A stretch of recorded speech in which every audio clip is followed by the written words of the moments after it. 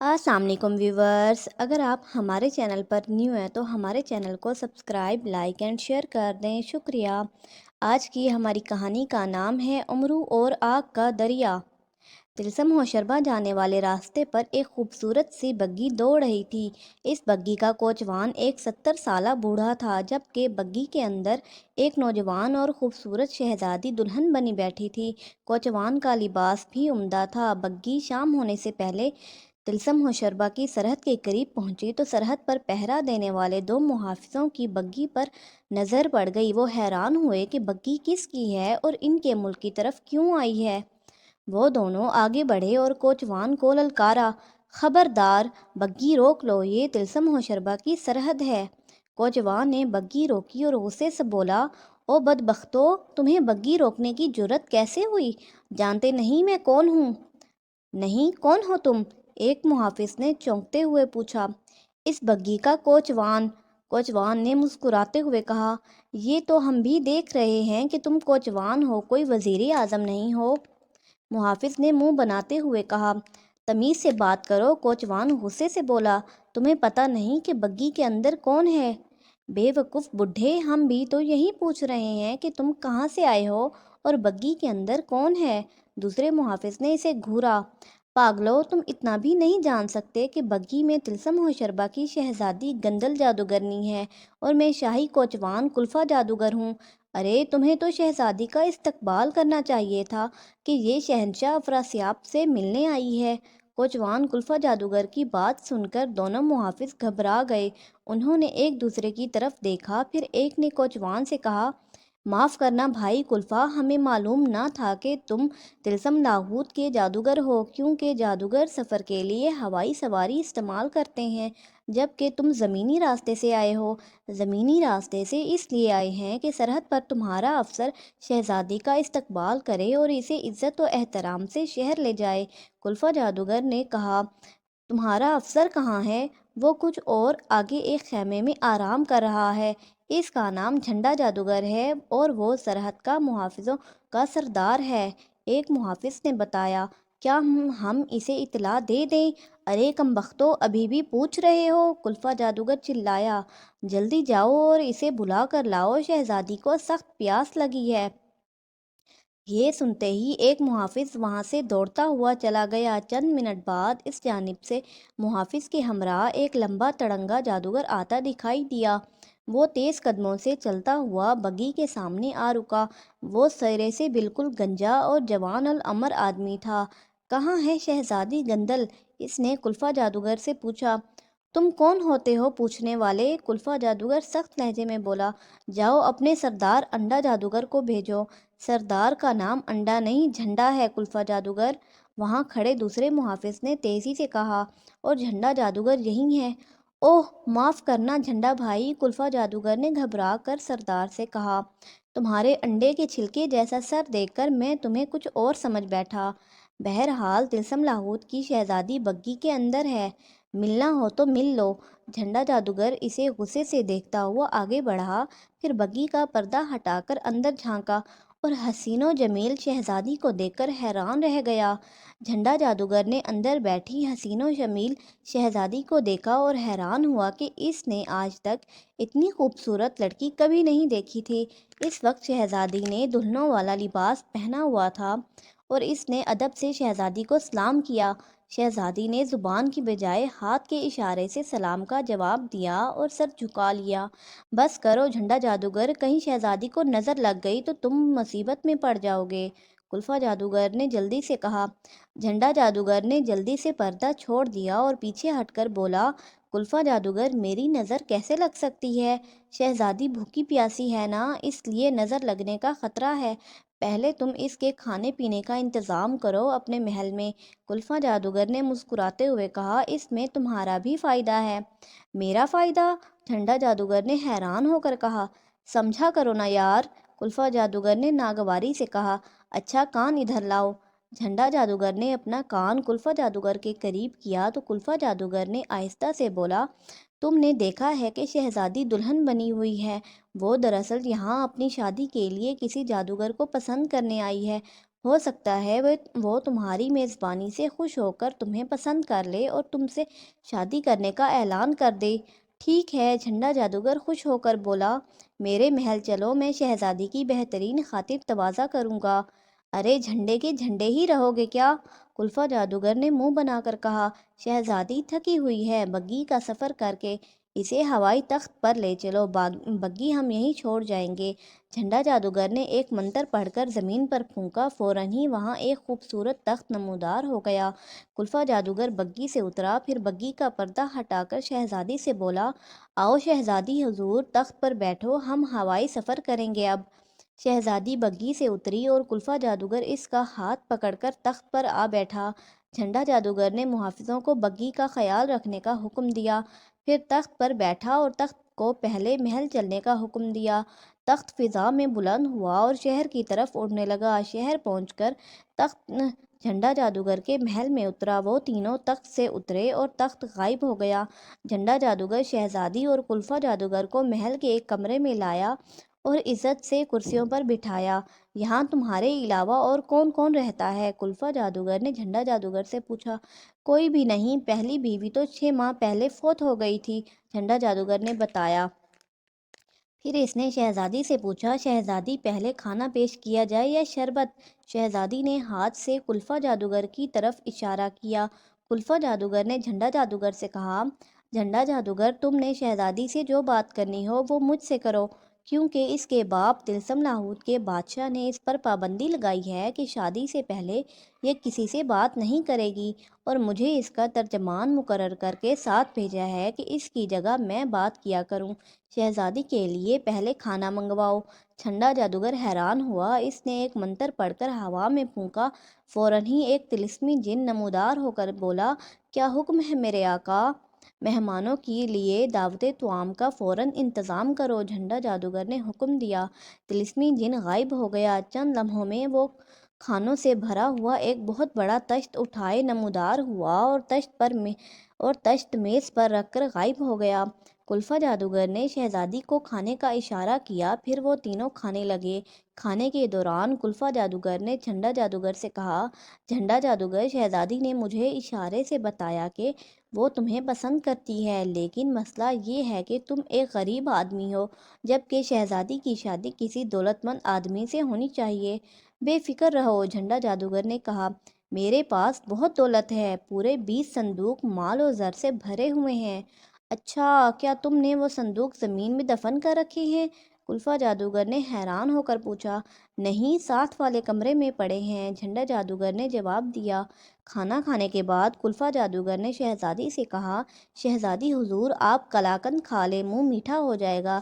پھر اس نے جیب سے قلاقند کا لفافہ نکالا، ایک ٹکڑا شہزادی کو دینے کے بعد دوسرا ٹکڑا جھنڈا جادوگر کی طرف بڑھایا۔ لو جھنڈا جادوگر، تم بھی کھاؤ، شہزادی گندل کو قلاقند بہت پسند ہے۔ وہ دونوں قلاقند کھانے لگے۔ چند لمحوں میں ان کے سر چکرائے اور وہ بے ہوش ہو کر گر گئے، کیونکہ قلاقند نشہ آور تھی۔ کلفہ جادوگر اصل میں امرو عیار تھا۔ اس نے شہزادی گندل کو اٹھا کر زنبیل میں ڈالا۔ وہ لڑکی دراصل ایک غریب بڑھیا تھی اور آج صبح امرو کے گھر کے راستے میں بیٹھی بھیک مانگ رہی تھی۔ امرو نے اسے بھیک میں چند روپے دیے تو وہ بولی، اتنے بڑے عیار ہو، جادوگروں کو لوٹ کر لاکھوں روپے کماتے ہو اور مجھے چند روپے دے رہے ہو؟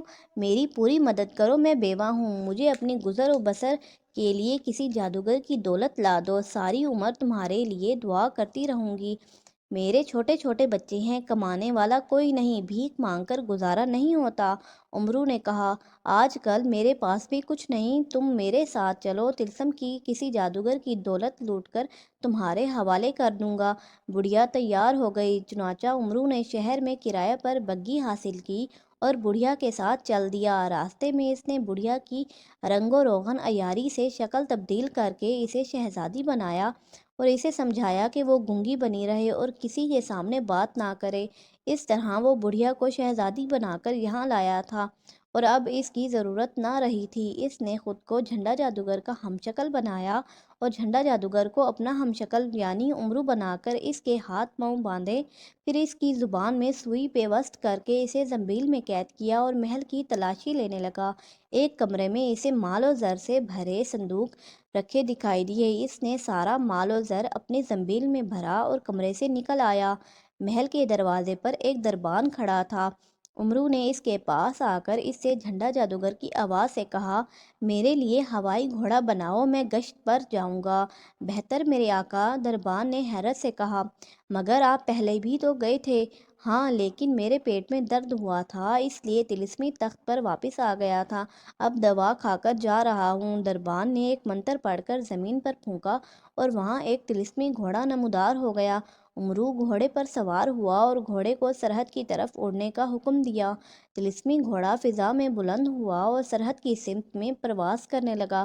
اسی لمحے پڑوس کے محل میں رہنے والا وزیر دفاع چھلکا جادوگر دربار جانے کے لیے باہر نکلا اور اس نے طلسمی گھوڑے کو فضا میں بلند ہوتے دیکھا۔ اس نے گھوڑے پر سوار امرو کو دیکھ کر سمجھا کہ وہ جھنڈا جادوگر ہے۔ چھلکا جادوگر نے اسے 3 دن پہلے سرحد پر محافظوں کا سالار مقرر کیا تھا۔ اسے حیرت ہوئی کہ جھنڈا جادوگر اس وقت کہاں جا رہا ہے، اسے تو اس وقت سرحد پر ہونا چاہیے تھا۔ وہ تیزی سے چلتا ہوا جھنڈا جادوگر کے دربان کے پاس آیا۔ اسے دیکھ کر دربان نے ادب سے سر جھکا کر سلام کیا۔ جھنڈا جادوگر صبح کی بجائے اب جا رہا ہے سرحد پر؟ چھلکا جادوگر نے دربان سے پوچھا۔ نہیں حضور، صبح جاتے تو میں اسے دیکھا تھا، اب وہ دوبارہ جا رہا ہے، دربان بولا۔ اس کے پیٹ میں درد تھا اور وہ دوا کھانے آیا تھا۔ یہ پتہ نہیں کہ آیا کب تھا، مجھے اس نے بتایا وہ طلسمی تخت پر آیا تھا۔ حیرت ہے کہ اس کا قد چھوٹا اور جسم پتلا ہو گیا ہے، جبکہ صبح جاتے وقت ایسا نہیں تھا۔ دربان کا جواب سن کر چھلکا جادوگر کو جھنڈا جادوگر پر غصہ آیا۔ اسے یقین ہو گیا کہ جھنڈا جادوگر سارا دن گھر میں پڑا رہا تھا۔ اس نے فوراً ایک منتر پڑھ کر زمین پر پاؤں مارا اور دوسرے ہی لمحے ایک جن نمودار ہو گیا۔ کیا حکم ہے میرے آقا؟ جن نے ادب سے پوچھا۔ فوراً جاؤ اور جھنڈا جادوگر کا گھوڑا روک کر اسے کہیں مت جانے دو، میں وہیں آ رہا ہوں، چھلکا جادوگر نے حکم دیا۔ طلسمی جن فوراً غائب ہو گیا۔ چھلکا جادوگر نے ایک اور منتر پڑھ کر زمین پر پاؤں مارا، سامنے ایک ہوائی تخت نمودار ہو گیا۔ وہ تخت پر بیٹھا اور اسے سرحد کی طرف اڑنے کا حکم دیا۔ تخت فضا میں بلند ہوا اور سرحد کی طرف اڑنے لگا۔ امرو ابھی سرحد سے پیچھے پہاڑیوں تک ہی پہنچا تھا کہ اچانک گھوڑے کے سامنے ایک خوفناک جن نمودار ہوا اور اس نے گھوڑے کی لگام پکڑ کر اسے روک دیا۔ جن کو دیکھ کر امرو ہوشیار ہو گیا۔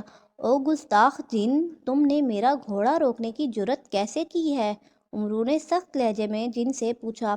مجھے میرے آقا نے حکم دیا ہے امرو، جن اسے گھورتا ہوا بولا۔ اوہ، تمہارا آقا کون ہے؟ امرو نے چونکتے ہوئے پوچھا۔ وزیر دفاع چھلکا جادوگر، جن نے بتایا۔ مگر اس نے مجھے کیوں روکا ہے؟ امرو نے حیرت سے سوال کیا۔ امرو، میں تمہارا غلام نہیں ہوں کہ تمہارے سوالوں کا جواب دوں، طلسمی جن غصے سے بولا۔ میرا آقا آ رہا ہے، اسی سے پوچھنا۔ امرو نے پلٹ کر دیکھا تو فضا میں ایک تخت اڑتا ہوا دکھائی دیا جس پر ایک جادوگر سوار تھا۔ امرو سمجھ گیا کہ وہیں چھلکا جادوگر ہے۔ جلد ہی تخت قریب آ پہنچا۔ تخت امرو کے گھوڑے کے پاس آ رکا اور اسی لمحے طلسمی جن غائب ہو گیا۔ جھنڈا جادوگر، تم اپنے محل میں کیا کرنے گئے تھے؟ چھلکا جادوگر نے امرو کو گھورتے ہوئے پوچھا۔ امرو سمجھ گیا کہ چھلکا جادوگر کو اس کی اصلیت کا علم نہیں ہے۔ وہ جھنڈا جادوگر کی آواز میں ادب سے بولا، حضور، میرے پیٹ میں درد ہوا تھا، درد کی دوا کھانے محل گیا تھا۔ اچھا، سرحد پر گشت کرنے کس وقت گئے تھے؟ چھلکا جادوگر نے پوچھا۔ دوپہر کے وقت گیا تھا حضور، امرو بولا۔ چند منٹ پہلے واپس آیا تھا دوا کھانے۔ دربان نے تو کہا تھا کہ تم صبح گئے تھے، چھلکا جادوگر نے چونکتے ہوئے کہا۔ غلطی سے کہہ دیا ہوگا جناب، امرو نے منہ بنا کر کہا۔ آپ بے شک سرحد پر سپاہیوں سے پوچھ لیں۔ چھلکا جادوگر کچھ کہنے کی بجائے ایک منتر پڑھنے لگا۔ امرو ہوشیار ہو گیا۔ چھلکا جادوگر نے منتر پڑھ کر امرو کی طرف پھونکا، دوسرے ہی لمحے امرو کا طلسمی گھوڑا غائب ہو گیا اور ایک آہنی پنجرے میں بند نظر آنے لگا، جبکہ پنجرہ ہوا میں معلق رہا۔ امرو گھبرا گیا۔ حضور، میری کیا خطا ہے کہ آپ مجھے سزا دے رہے ہیں؟ اس نے چھلکا جادوگر سے پوچھا۔ تمہاری خطا یہ ہے کہ سرحد پر تم نے صبح جانا ہوتا ہے، لیکن تم دوپہر کو گئے۔ چھلکا جادوگر نے اسے گھورتے ہوئے کہا۔ دوسرا جرم یہ ہے کہ تم محض دوا کھانے کے لیے سرحد چھوڑ کر اپنے محل میں چلے آئے، جبکہ تم کسی سپاہی کو بھیج کر یا طلسمی ذریعے سے بھی دوا وہیں سرحد پر منگوا سکتے تھے۔ معاف کر دیں حضور، غلطی ہو گئی، آئندہ غلطی نہیں کروں گا، امرو نے مسکین سے لہجے میں کہا۔ چھلکا جادوگر نے ایک منتر پڑھ کر تخت پر ہاتھ مارا، فوراً ایک طلسمی پتلا نمودار ہو گیا۔ اسے دیکھ کر امرو پریشان ہو گیا۔ کیا حکم ہے میرے آقا؟ پتلے نے مؤدبانہ لہجے میں چھلکا جادوگر سے پوچھا۔ جھنڈا جادوگر کا قد چھوٹا اور جسم پتلا کیوں ہے؟ چھلکا جادوگر نے پوچھا۔ اس لیے کہ یہ جھنڈا جادوگر نہیں، خواجہ امرو یار ہے، اسی پتلے نے جواب دیا، اور چھلکا جادوگر بے اختیار اچھل پڑا۔ اس نے حیرت سے امرو کی طرف دیکھا اور ایک منتر پڑھ کر امرو پر پھونکا۔ دوسرے لمحے میں امرو کے چہرے سے رنگ و روغن اتر گیا اور اس کی اصل شکل نظر آنے لگی۔ چھلکا جادوگر نے پتلے پر پھونک ماری اور پتلا غائب ہو گیا۔ امرو، تمہاری اصلیت کا پتہ چل گیا ہے، بتاؤ جھنڈا جادوگر کہاں ہے؟ سچ بتانا ورنہ میں طلسمی پتلے سے معلوم کروں گا۔ امرو نے مسکرا کر کہا، اسے میں بے ہوش کر کے اس کے محل میں باندھ آیا ہوں، کیونکہ اس نے مجھ سے شہزادی کو چھین لیا تھا۔ شہزادی؟ کون شہزادی؟ چھلکا جادوگر نے چونکتے ہوئے پوچھا۔ پرستان کی شہزادی گندل پری، امرو بولا۔ میں اسے پرستان سے اغوا کر کے یہاں فروخت کرنے آیا تھا، لیکن جھنڈا جادوگر نے مجھ سے زبردستی اسے چھین لیا۔ وہ اتنی خوبصورت ہے کہ مجھے اس کی بھاری قیمت مل سکتی ہے۔ اوہ، اب وہ شہزادی کہاں ہے؟ چھلکا جادوگر نے بے چین ہو کر پوچھا۔ میرے پاس ہے، اگر تم خریدنا چاہو تو مجھے اپنے محل لے چلو، میں وہاں دکھاؤں گا، امرو نے مسکراتے ہوئے کہا۔ چھلکا جادوگر نے ایک منتر پڑھ کر ہوا میں پھونکا، فوراً وہیں طلسمی جن نمودار ہوا جس نے امرو کو روکا ہوا تھا۔ کیا حکم ہے میرے آقا؟ طلسمی جن نے مؤدبانہ لہجے میں پوچھا۔ امرو کو پنجرے سمیت میرے محل میں لے چلو، پنجرہ کمرے میں بند کر کے باہر پہرا دینا، میں بھی آ رہا ہوں، چھلکا جادوگر نے حکم دیا۔ طلسمی جن نے ہاتھ بڑھا کر امرو کا پنجرہ اٹھایا اور غائب ہو گیا۔ تب چھلکا جادوگر نے تخت کو اپنے محل میں چلنے کا حکم دیا اور تخت واپس شہر کی طرف اڑنے لگا۔ جلد ہی ہوائی تخت شہر پہنچ کر چھلکا جادوگر کے محل کے صحن میں اترا، اور جو ہی چھلکا جادوگر تخت سے اترا، تخت غائب ہو گیا۔ چھلکا جادوگر تیزی سے چلتا ہوا محل کے ایک کمرے کے پاس پہنچا۔ کمرے کا دروازہ بند تھا اور باہر طلسمی جن کھڑا تھا۔ دروازہ کھولو، چھلکا جادوگر نے اسے حکم دیا۔ طلسمی جن نے بڑھ کر دروازہ کھولا اور چھلکا جادوگر کمرے میں داخل ہو گیا۔ اندر فرش پر امرو کا پنجرہ پڑا تھا، مگر امرو غائب تھا، اور اس کی جگہ پنجرے میں ایک انتہائی حسین و جمیل لڑکی دلہنوں والا لباس پہنے سو رہی تھی۔ اتنی خوبصورت لڑکی کو دیکھ کر چھلکا جادوگر کے منہ میں پانی بھر آیا، اور اس نے فیصلہ کیا کہ وہ پرستان کی اس شہزادی سے شادی کرے گا۔ پنجرے میں امرو کو نہ پا کر چھلکا جادوگر کو حیرت ہوئی۔ اس نے باہر کھڑے طلسمی جن کو طلب کر کے پوچھا، امرو کہاں گیا ہے؟ پتہ نہیں میرے آقا، طلسمی جن نے حیرت سے ادھر ادھر دیکھتے ہوئے کہا۔ وہ کمرے سے باہر نہیں گیا، چھلکا جادوگر، میں پنجرے میں ہوں۔ اچانک پنجرے سے امرو کی آواز آئی، تم شہزادی کو پنجرے سے نکال لو، اسے ہوش میں لا کر اس سے شادی کی بات کرو، پھر میں تمہارے سامنے آؤں گا، لیکن پہلے طلسمی جن کو دفع کرو، ورنہ اس کی شکل دیکھ کر خوف سے شہزادی کا دل پھٹ جائے گا، اور اگر یہ مر گئی تو میں تم سے اس کے 4 گنا قیمت وصول کروں گا۔ چھلکا جادوگر نے امرو کی بات سن کر طلسمی جن پر پھونک ماری اور وہ غائب ہو گیا۔ پھر اس نے پنجرے پر ایک منتر پھونکا اور پنجرہ غائب ہو گیا۔ امرو نے سلیمانی چادر اوڑھ رکھی تھی، اس لیے نظر نہیں آ رہا تھا۔ چھلکا جادوگر شہزادی گندل کے قریب آیا اور اسے ہوش میں لانے کے لیے اسے ہلانے جلانے لگا، لیکن اسی لمحے امرو نے خنجر نکالا اور چھلکا جادوگر کی پشت میں گھونپ دیا۔ چھلکا جادوگر کے منہ سے خوفناک سی چیخ نکلی اور تڑپتا ہوا فرش پر گر گیا۔ اس لمحے فرش سے ایک طلسمی پتلا نمودار ہوا اور چھلکا جادوگر کو مخاطب کر کے بولا، تمہیں شہنشاہ افراسیاب نے دربار میں طلب کیا ہے۔ یہ پیغام دے کر پتلا غائب ہو گیا۔ چھلکا جادوگر مر چکا تھا اور اس لیے جواب نہ دے سکا۔ امرو نے جلدی سے بڑھیا کو اٹھا کر واپس زنبیل میں ڈالا جسے اس نے شہزادی بنا رکھا تھا۔ پھر وہ کمرے سے نکل کر محل کی تلاشی لینے لگا۔ ایک کمرے میں اسے دولت سے بھرے 50 صندوق مل گئے۔ اس نے سارا مال و زر اپنی زنبیل میں ڈالا اور کمرے سے نکل آیا۔ وہ دوبارہ چھلکا جادوگر کے پاس آیا۔ وہاں اس نے رنگ و روغن عیاری سے خود کو اس کا ہم شکل بنایا اور اس کی لاش ایک صندوق میں چھپا کر کمرے سے نکل گیا۔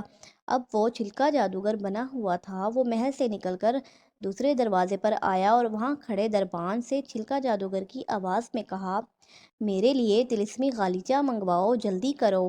دربان نے فوراً ایک منتر پڑھ کر فرش پر پھونکا اور وہاں نیلے رنگ کا غالیچہ نمودار ہو گیا۔ امرو غالیچے پر بیٹھا ہی تھا کہ سامنے سے ایک آدمی تیزی سے چلتا ہوا دکھائی دیا۔ امرو کو خطرہ محسوس ہوا۔ اس آدمی کو جانتے ہو؟ یہ کون ہے؟ امرو نے چھلکا جادوگر کی آواز میں دربان سے اس آدمی کے بارے میں پوچھا۔ ہاں حضور، یہ کوتوال جادوگر ہے، آپ کا ماتحت، دربان نے حیران ہوتے ہوئے بتایا۔ کیا آپ نے اسے نہیں پہچانا؟ ہاں، میری آج کل دور کی نظر کمزور ہے، امرو بولا۔ کل ایک جگہ بھینس چر رہی تھی لیکن مجھے دور سے بکری نظر آئی۔ یہ کہہ کر امرو نے غالیچے سے اتر کر غالیچہ اٹھا لیا اور تہہ کر کے اپنے ہاتھ میں پکڑ لیا۔ کوتوال نے قریب آ کر اسے سلام کیا۔ آؤ کوتوال، خیریت ہے؟ کیسے آنا ہوا؟ امرو نے چھلکا جادوگر کی آواز میں پوچھا۔ حضور، آپ زندہ ہو گئے ہیں؟ کوتوال نے اسے حیرت سے دیکھتے ہوئے کہا۔ کیا بک رہے ہو کوتوال، میں تو شروع سے زندہ ہوں، امرو نے غصے سے کہا۔ اوہ، دراصل ابھی ابھی شہنشاہ افراسیاب نے طلسمی پتلے کے ذریعے پیغام بھیجا تھا کہ آپ کو امرو نے قتل کر دیا ہے اور میں امرو کو گرفتار کر کے آپ کی لاش ساتھ لے آؤں۔ نہیں، میں قتل ہونے سے بچ گیا تھا۔ طلسمی پتلے نے جب آ کر مجھے شہنشاہ کی طرف سے طلبی کا پیغام دیا تو اس وقت پتلے نے امرو کی لاش دیکھی تھی جو عیاری کرنے کے لیے میرا ہم شکل بنا ہوا تھا۔ میں نے اسے قتل کرنے کے بعد جادو سے اس کی لاش کو پانی بنا دیا تاکہ وہ کبھی دوبارہ زندہ نہ ہو سکے، اور اب میں تمہاری طرف ہی آ رہا تھا تم سے ملنے کے لیے۔ ایک منٹ یہاں ٹھہرو، میں ابھی آتا ہوں۔ یہ کہہ کر امرو محل میں داخل ہو گیا اور آ کر اس نے شہزادی بڑھیا کو زنبیل سے نکالا اور کندھے پر ڈال کر واپس چل دیا۔ کوتوال جادوگر بے چینی سے امرو کا انتظار کر رہا تھا۔ امرو محل سے باہر آیا اور کندھے پر لدی بے ہوش شہزادی کو کوتوال جادوگر کے حوالے کر دیا۔ یہ کون ہے جناب؟ یہ تو کوئی شہزادی معلوم ہوتی ہے، کوتوال نے حیران ہوتے ہوئے پوچھا۔ ہاں، اسے تمہاری دلہن بنانے کے لیے میں تمہارے پاس آ رہا تھا، امرو بولا۔ اپنے محل چلو، باقی باتیں وہیں سناؤں گا۔ کوتوال شہزادی کو اٹھائے ایک طرف چل دیا۔ امرو بھی اس کے پیچھے چلنے لگا۔ کوتوال کا محل کچھ فاصلے پر تھا۔ وہاں بھی دروازے پر ایک دربان کھڑا تھا۔ اس نے انہیں دیکھ کر دروازہ کھول دیا۔ وہ دونوں محل میں داخل ہو کر ایک کمرے میں پہنچ گئے۔ کوتوال نے بے ہوش شہزادی کو ایک پلنگ پر لٹایا، پھر امرو کی طرف دیکھنے لگا۔ کوتوال، بات یہ ہے کہ میں نے اس شہزادی کو امرو سے 1,00,000 روپے میں خریدا ہے، امرو نے چھلکا جادوگر کی آواز میں کہا۔ میں چاہتا تو اسے کسی ساتھی وزیر کے ہاتھ 10,00,000 میں بیچ سکتا تھا لیکن میں نے اسے تمہارے لیے خریدا ہے کیونکہ تم میرے ماتحت ہو اور میری عزت کرتے ہو۔ اب بولو، تم اس شہزادی سے شادی کرنا چاہتے ہو یا نہیں؟ حضور، میرے پاس صرف 2,00,000 روپے ہیں، آپ مہربانی کر کے اسے 2,00,000 میں میری دلہن بنا دیں، کوتوال نے درخواست کی۔ ٹھیک ہے، نکالو 2,00,000، پھر میں دربار جاتا ہوں، امرو نے مسکراتے ہوئے کہا۔ کوتوال خوشی خوشی دوسرے کمرے میں گیا اور امرو اس کا انتظار کرنے لگا۔ 2 منٹ بعد کوتوال ایک صندوق اٹھا لایا اور امرو کے آگے رکھ کر بولا، حضور، اس میں 2,00,000 روپے ہیں، بے شک گن لیں۔ ٹھیک ہے، تم اپنی خوشی دوبالا کرنے کے لیے یہ قلاقند کھاؤ، امرو نے جیب سے قلاقند کا لفافہ نکالتے ہوئے کہا۔ اس نے لفافے سے قلاقند کا ایک ٹکڑا نکال کر کوتوال کو دیا اور خود صندوق کھول کر روپے گننے لگا، مگر کوتوال قلاقند کھاتے ہی بے ہوش ہو کر گر پڑا کیونکہ قلاقند نشہ آور تھی۔ امرو نے جلدی سے صندوق سے ساری رقم نکال کر زنبیل میں ڈالی، پھر شہزادی کو اٹھا کر زنبیل میں ڈالا اور کوتوال کے ہاتھ پاؤں باندھ کر اس کی زبان میں سوئی پیوست کر کے خالی صندوق میں اسے بند کر دیا۔ صندوق اٹھا کر اس نے پلنگ کے نیچے چھپایا اور کمرے سے نکل آیا۔ باہر آ کر اس نے طلسمی غالیچہ فرش پر بچھایا اور اس پر بیٹھ کر غالیچہ کو اپنے ملک چلنے کا حکم دیا۔ غالیچہ فضا میں بلند ہوا اور کافی بلندی پر آ کر اس کے ملک کی طرف اڑنے لگا۔ شاہی دربار میں شہنشاہ افراسیاب تخت پر بیٹھا تھا اور اس کے وزیر مشیر اور درباری بے تابی سے کوتوال جادوگر کا انتظار کر رہے تھے، جو امرو کو گرفتار کرنے چھلکا جادوگر کے محل کی طرف بھیجا گیا تھا۔ حضور، امرو نے چھلکا جادوگر کو کیوں قتل کیا اور وہ طلسم میں کیسے داخل ہوا؟ ایک درباری نے افراسیاب سے پوچھا۔ افراسیاب نے کتاب سامری اٹھائی اور اس پر منتر پھونک کر درمیان سے کھولا تو اس کے پہلے صفحے پر لکھا تھا: امرو بھیس بدل کر طلسم میں داخل ہوا اور جھنڈا جادوگر کے محل پہنچا۔ جھنڈا جادوگر کو بے ہوش کر کے اس کی دولت لوٹنے کے بعد چھلکا جادوگر کے ساتھ اس کے محل میں گیا اور اسے قتل کر کے اس کی دولت لوٹی۔ اب وہ کوتوال جادوگر کے محل میں اس کی دولت لوٹ رہا ہے۔ اوہ، کمبخت نے کوتوال پر بھی قابو پا لیا ہے! افراسیاب کتاب بند کرتا ہوا چلایا۔ کس نے عالی جناب وزیر اعظم نے تیزی سے پوچھا۔ امرو نے، افراسیاب نے کہا، پھر کتاب میں پڑھے ہوئے واقعات سنا دیے۔ تمام درباری حیران نظر آ رہے تھے۔ شکرا جادوگر، تم فوراً امرو کو گرفتار کر کے لے آؤ۔ وہ فرار ہونے میں کامیاب ہو گیا تو تمہیں سزا ملے گی۔ افراسیاب نے اپنے ایک وزیر کو حکم دیا، جلدی جاؤ۔ شکرا جادوگر اس کا حکم سنتے ہی اچھل کر اٹھا۔ اس نے خود پر ایک منتر پھونکا اور عقاب بن کر اڑتا ہوا دربان سے نکل گیا۔ وہ اڑتا ہوا کوتوال جادوگر کے محل کے قریب پہنچا ہی تھا، اسے ایک طلسمی غالیچہ دکھائی دیا جو شہر سے باہر جا رہا تھا۔ اس پر بیٹھے چھلکا جادوگر کو اس نے پہچان لیا اور اس کے پیچھے اڑنے لگا۔ غالیچہ بہت تیزی سے پرواز کر رہا تھا۔ شکرا جادوگر عقاب کی شکل میں اڑتا ہوا جب اس کے قریب پہنچا تو اس وقت غالیچہ پہاڑیوں کے اوپر پرواز کر رہا تھا۔ شکرا جادوگر نے قریب پہنچ کر غالیچے پر بیٹھے چھلکا جادوگر پر ایک منتر پھونکا تو اس کا چہرہ صاف ہو گیا۔ اب وہ امرو نظر آ رہا تھا۔ شکرا جادوگر نے فوراً امرو کو للکارا: امرو، رک جاؤ ورنہ جلا کر راکھ کر ڈالوں گا۔ میں شکرا جادوگر ہوں، تمہیں بچ کر نہیں جانے دوں گا۔ امرو نے اسے اپنے اوپر اڑتے دیکھا تو حیرت سے بولا: انسانی شکل میں آ کر بات کرو۔ شکرا جادوگر نے ایک منتر پڑھ کر خود پر پھونکا۔ دوسرے ہی لمحے میں وہ انسانی شکل میں ایک ہوائی گھوڑے پر بیٹھا دکھائی دیا اور گھوڑا ہوا میں امرو کے غالیچے کے پیچھے اڑ رہا تھا۔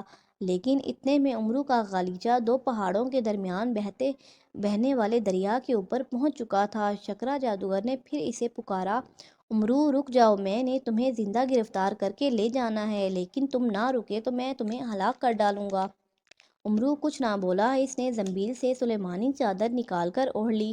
اب شکرا جادوگر کو صرف غالیچہ نظر آ رہا تھا۔ امرو کے یوں غائب ہونے پر اسے غصہ آیا۔ اس نے فوراً ایک منتر پڑھ کر دریا کی جانب پھونکا۔ دوسرے ہی لمحے میں دریا کا پانی آگ بن گیا اور اس سے شعلے بلند ہونے لگے۔ امرو نے نیچے جھانکا تو گھبرا گیا۔ اس وقت طلسمی غالیچہ آگ کے دریا کے اوپر اڑ رہا تھا اور امرو کو خطرہ تھا کہ اگر وہ آگ کے دریا میں گرا تو جل کر راکھ ہو جائے گا۔ اس نے چلا کر شکرا جادوگر سے کہا: شکرا جادوگر، یہ غالیچہ میرا کہنا نہیں مان رہا، تم مجھے اپنے تخت پر بٹھا لو، پھر جو دل چاہے کرنا۔ یہ سن کر شکرا جادوگر نے ایک منتر پڑھا اور امرو کے غالیچے کی طرف پھونکا۔ فوراً ہی غالیچہ رک گیا۔ شکرا جادوگر کا تخت غالیچے کے قریب آیا اور امرو چھلانگ لگا کر تخت پر سوار ہو گیا۔ امرو، اب تو تم خود کو ظاہر کر دو ورنہ آگ کے دریا میں دھکا دے دوں گا، شکرا جادوگر نے دھمکی دی۔ امرو نے سلیمانی چادر اوڑھ رکھی تھی، اس لیے شکرا جادوگر کو نہیں دکھائی دے رہا تھا۔ امرو نے زنبیل سے سفوف بے ہوشی کی پڑیاں نکالی اور ایک چٹکی میں سفوف لے کر بولا: شکرا جادوگر، میں خود کو ظاہر کر رہا ہوں، رونا مت۔ پھر وہ دبے پاؤں شکرا جادوگر کی پشت کی جانب آیا اور ایک دم اس کے نتنوں پر سفوف مل دیا۔ سانس کے ذریعے سفوف شکرا جادوگر کے نتھوں میں پہنچا اور وہ فوراً بے ہوش ہو گیا۔ تب امرو نے تخت کو اپنے ملک چلنے کا حکم دیا اور تخت آگ کے دریا سے گزر کر اس کے ملک کی طرف اڑنے لگا۔ اپنے ملک پہنچ کر اس نے تخت شہر سے باہر اتارا اور خنجر نکال کر شکرا جادوگر کی گردن کاٹ ڈالی۔ اس کے مرتے ہی طلسمی تخت غائب ہو گیا۔ امرو نے زنبیل سے شہزادی کو نکالا جو بے ہوش تھی۔ اس نے اس کے چہرے سے رنگ و روغن صاف کیا، اب وہ پھر بڑھیا دکھائی دے رہی تھی۔ امرو نے اسے ہوش دلایا اور اس کے ساتھ اس کے گھر پہنچ کر اسے 1,00,000 روپے امداد کے طور پر دے کر وہاں سے اپنے گھر کو چل دیا۔